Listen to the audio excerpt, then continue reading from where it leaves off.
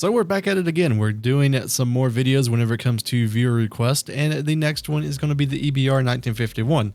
Now, the comment that was actually requesting this one got a little bit of a issue with it because it said, how about trying to play the EBR 1953 at 5.3?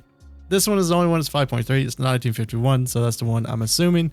But all the EBRs are really weird whenever it comes to actually like looking at them, because whenever you look at them in a tech tree, right? So you got the 1951, you got the 1954, and then you have the 1963. So whenever someone says, I'm playing with the EBR and War Thunder, sometimes you're really confused on which one they're actually playing. But this one is the only one, sadly, that's in a tech tree. I mean, whenever you look at France, most of their EBRs came in as some sort of event vehicle whenever it came to battle passes, or even, I believe the EBR 51 was an event, maybe, yeah, his Operation Winter. Whenever it comes to everything. So whenever you're looking at the light tanks within the tech tree themselves, you have the AMX-13, AML-90, AMX-1390, but all the EBRs are kind of, relegated towards premium status, which is always kind of bad. But yeah, user, I'm not going to try to pronounce the rest of your name because it seems like it's auto-generated. But you know what? Let's try out the EBR, see how it is, and see how we do. So whenever it comes to the EBR now, whenever it's at the battle rating of 5.3, as we know, a lot of the heavy hitters of 5.3, like the Tiger H1, many of these vehicles went up in BR, especially stuff like the Jumbo even. So 5.3 is kind of like barren a little bit now whenever it comes to different types of vehicles which are there. But it seems like, for me at least, whenever I'm playing this battle rating, it seems like I'm getting a lot of up tiers to at least like 6.0, because, as of now, the German lineup at 6.0 is probably one of the better ones to take out. Just because you get all the Panthers and you get the Tigers and stuff. But yeah, the way that I really want to play this thing is it's kind of different in a little bit of a way from different light tanks within the game. It's got a ton of speed, which is a really good thing, and it's going to be one of those that I don't really play as a tank that I want to like push heavily with whenever it comes to engaging enemies. The reason behind that is because the gun on this thing is kind of terrible. It's M61, or it's a 75 with M61 on it. So it's not the best whenever it comes to actually, killing stuff whenever it comes to the battle rating of 5.3. So we're kind of just going on the flank right now. I kind of just want to see what the enemy's going to bring out. Maybe what we can do is counter some people who also come this direction.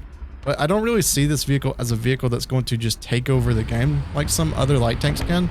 Especially stuff like the Chaffee, which is a vehicle that, at least to me, I kind of compare this vehicle to. Because you have the exact same gun. The only thing that's really different from this and a Chaffee is your speed, your mobility. The Chaffee has a stabilizer, has a 50 cal, has all kind of stuff, which makes it a little bit better in my opinion. But so far, we've not really seen many people come this direction. Whenever it comes this, the capture point is at A, so we could be in a little bit of an issue with that point. Whenever I'm on the side of a Sherman's, I'm not going to be that like scared to actually shoot them, right? But yeah, they're jumbos. There's not much I can really do except for just kind of just scout them whenever my scout comes back, because for some reason that one just messed up. I don't want anyone to sneak up on me over towards this like right side, so I need to worry just a little bit, because it's a very common spot for people to go to. Some people get mad at you for spawn killing. I call this spawn scouting, which is always a very interesting thing. And that scout didn't go off again. You know what? I'm going to shoot this one, because I need some kills. Let's see here. What's the range? 900. Should hit. It's a jumbo. I got to get underneath the track or it's not going to pen, sadly. If I'm hitting high, I believe like 850 would probably work. Nah, it's still a little bit too high. See, the thing about the jumbo is the turret is pretty much impenetrable to this round, and also the side is also pretty going to be tough at this range. Oh, that dude though, that's an easy one. I'm not going to adjust. There we go. I wish my scouts would work a little bit better. I don't want to shoot, because like as soon as I shoot, I know they're just going to get me. So we'll just get some like scouting done, especially this one up front.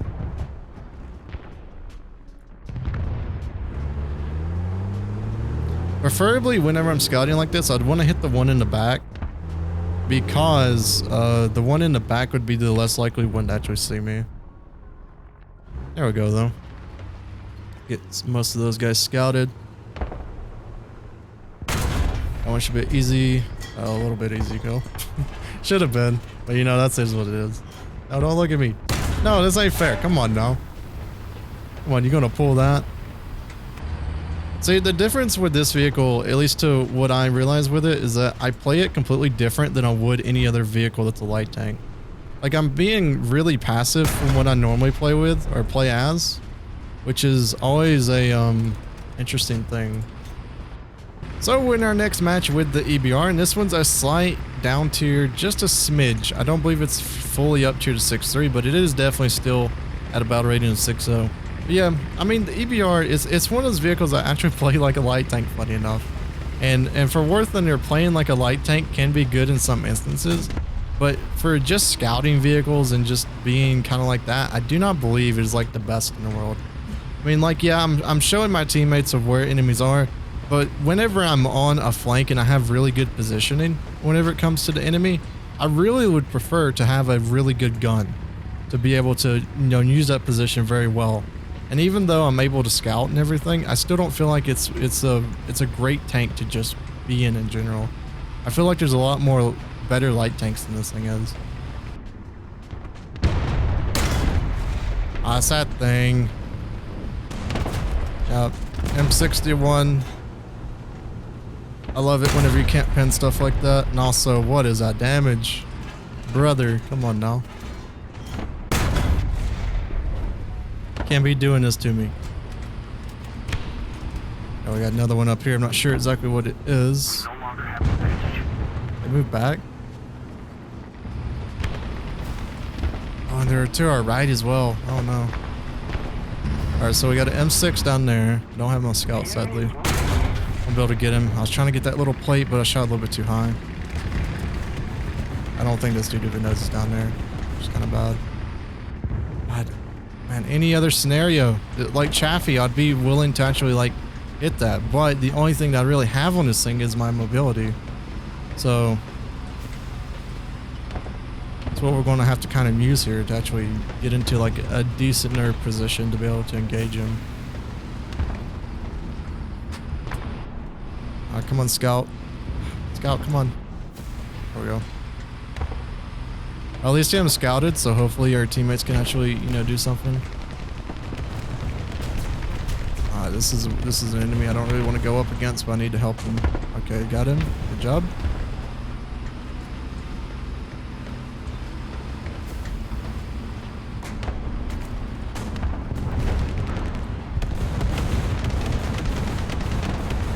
Question is he still doing good? I'm not sure. There we go, help him out. Our M6 guy is still there. He is moving up a little bit though.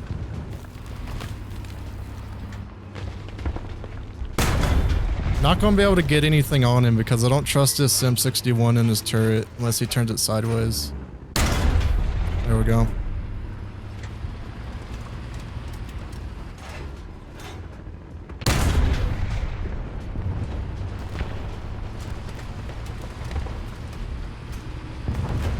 So you may be wondering right there of why I actually shot him in the engine first. For one, I didn't want him to have mobility so he couldn't get away and get into a better position. And for two, I knew the shot that would go into the back of his turret may be one of those that's just an iffy one. And I want to get, with M61 at least, I want to get the flattest armor as possible whenever you're shooting enemies with it. So that's always just a thing to kind of note. Sometimes it's better to take a worse shot just so the enemy gets into a better position to be able to be shot. I did just notice that. There's also a dude on C already. There's also a plane.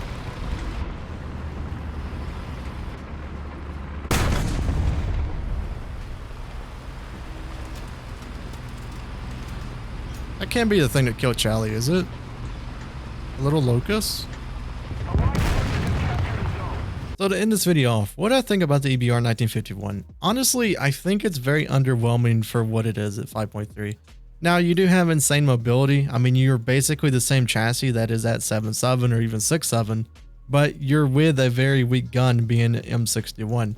Now, M61 or the 75 from the Shermans that you normally see are normally pretty good because, well, for one, they're at a lower battle rating unless you're the Jumbo. And if you're the Jumbo, you have a ton of armor, which you're able to brawl very good whenever it comes to you know, capture points and maps. The thing about this one is that you have to play it a little bit differently. And sometimes just the map design in general is not going to give you the best options whenever it comes to actually, you know, getting around to flanks and maps. Like as you've seen with the last game that we played with this thing, we were hitting the map barrier and we had to hit it because the enemy was also hitting it at the same time. So there really wasn't much we could do other than have to start pushing towards the enemy because, well, that's what the map allowed us to do basically.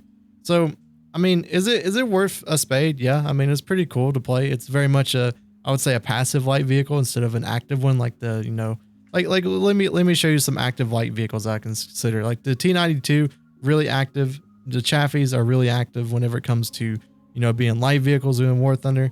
I mean, you have all the IFVs, you know, stuff like the VCC.